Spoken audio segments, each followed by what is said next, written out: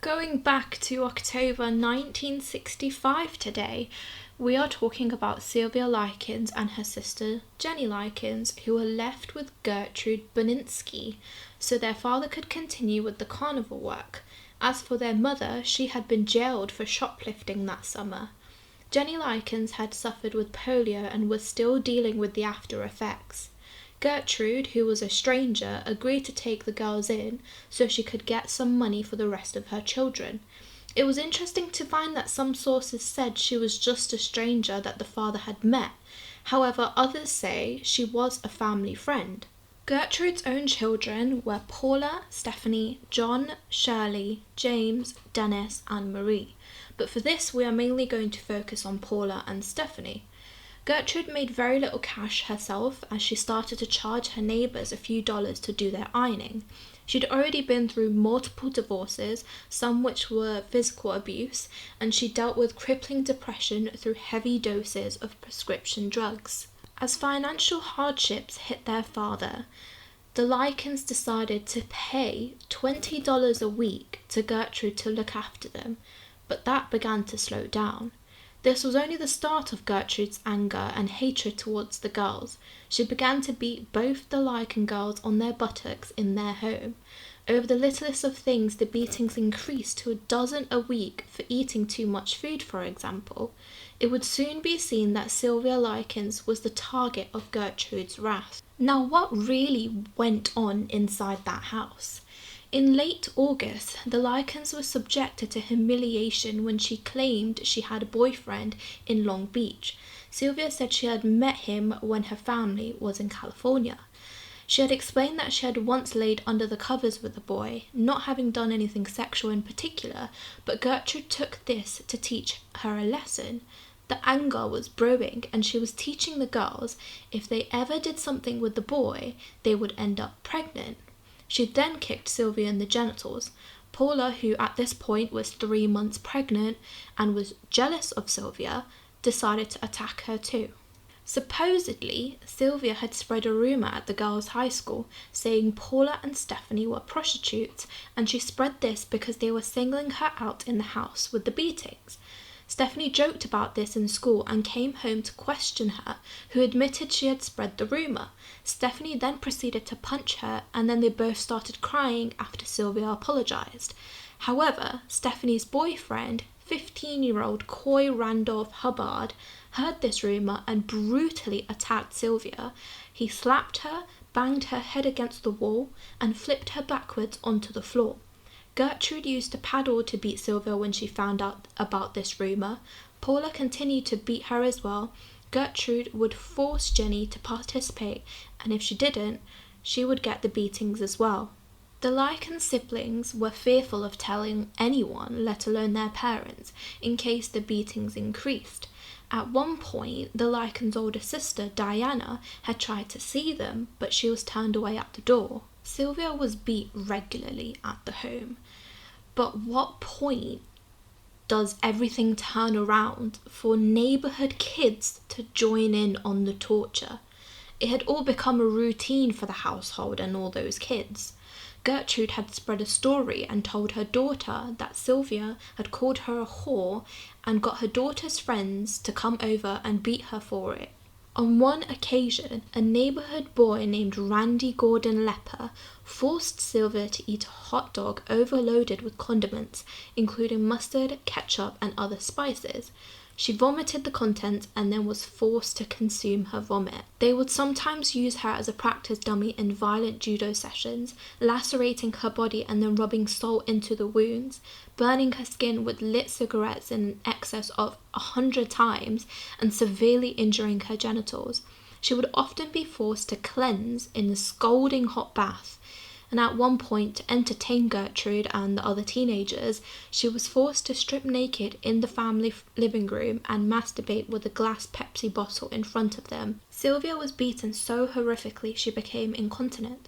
When she wet her mattress, it was then Gertrude decided that she was no longer fit to live with the rest of her children. She was then locked in the basement without any food or access to the bathroom. Some of the kids were open about how they were recruited by Gertrude. Anna Cisco recalled how she was told Sylvia had been saying, "She had said my mother went out with all sorts of men and got $5 for going to bed with those men." But Anna didn't bother to find out if this was true. Gertrude told her, "I don't care what you do to her." She then invited her to the house and just stood there watching as Anna threw Sylvia down to the ground, beat her face and kicked her.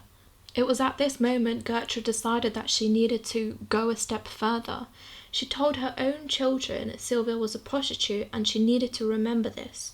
Richard Hobbs, another one of the neighbourhood boys, and her own 11-year-old daughter Marie carved the words, "I am a prostitute and proud of it," into her abdomen with a heated needle. Next door neighbours allegedly were aware of how Sylvia was being abused at the home. They had witnessed Paula hitting on her on 2 separate occasions but decided not to report the abuse because they feared for their own well-being. At this time, Jenny was also being threatened by Gertrude that she would get the same as her sister if she told anyone. It was only a matter of time after all the abuse and torture Sylvia went through that she was going to die. So 3 days before she died, Sylvia had told her sister, "I'm going to die. I can tell." And Gertrude was aware of this too, so she had forced Sylvia to write a note which said she had run away. She was forced to write that she'd met up with a bunch of boys and given them sexual favours. Afterwards, they'd beaten her and mutilated her body. The fact that Gertrude had to make sure she wrote this in her letter, and it wasn't just they'd beaten her, it's the fact that they'd mutilated her, just tells us how much Sylvia was tortured and destroyed in those days she lived at that house. After writing this note, Gertrude told her children she was going to take Sylvia to the forest and leave her there to die. Sylvia decided it was time for one final attempt to escape, and she'd managed to get out the front door before she was caught. She was so weak from all her injuries she could not have gotten far. Coy helped Gertrude grab her, and then she proceeded to beat her with a curtain rod until she passed out. When she regained consciousness, Gertrude then stomped on her head. Sylvia died on October 26, 1965, from a brain hemorrhage, shock, and malnutrition. After a full 3 months of horrendous torture and starvation, she couldn't speak and could barely move her limbs. Gertrude stuck to her story when the police did arrive.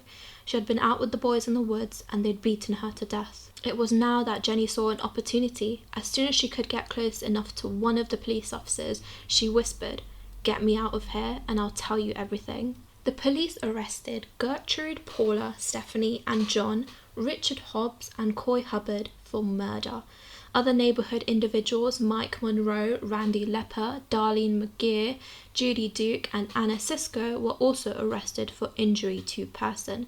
These minors blamed Gertrude for being pressured into taking part in the slaughter of Sylvia Likens.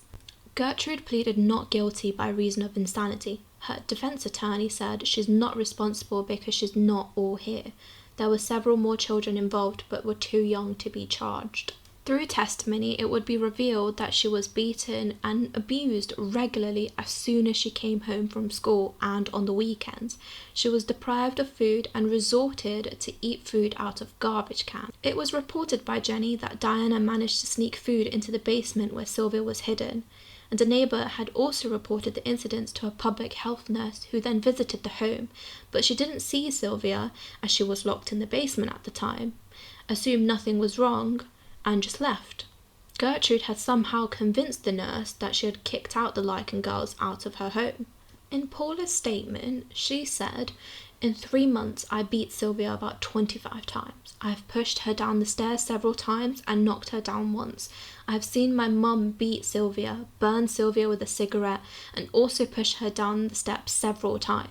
And while this was being read, Gertrude was glaring at her daughter on the stand. Richard Hobbs, who was then 15 years old, spoke about the etching. He said, "Sylvia was in the basement.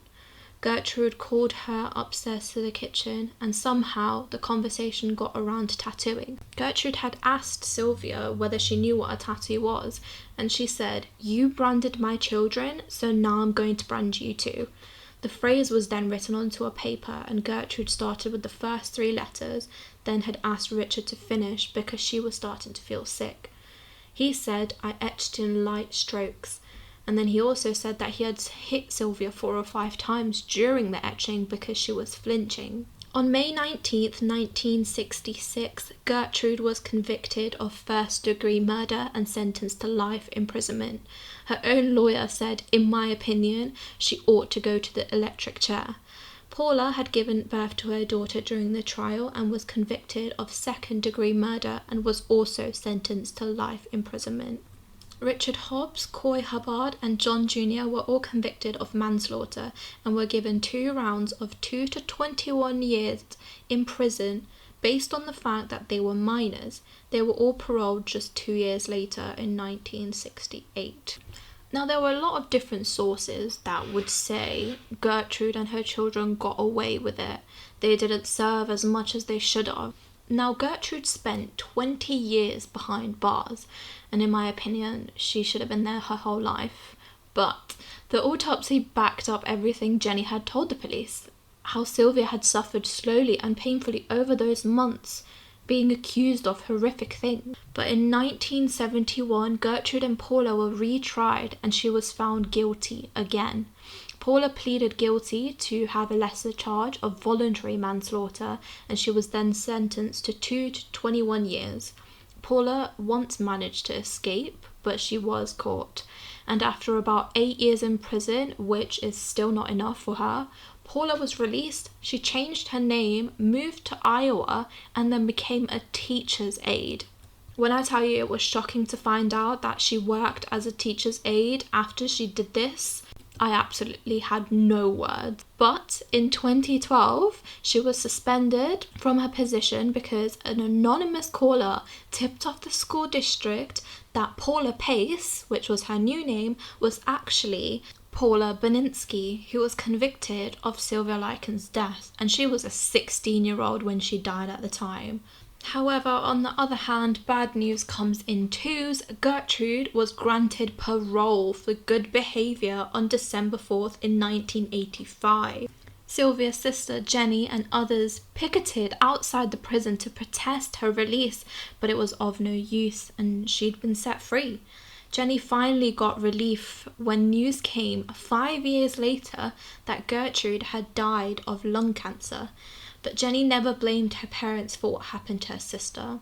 She said, "My mum was a really good mum. All she did was trust Gertrude." And that's it for today. Make sure to subscribe and hit that like button.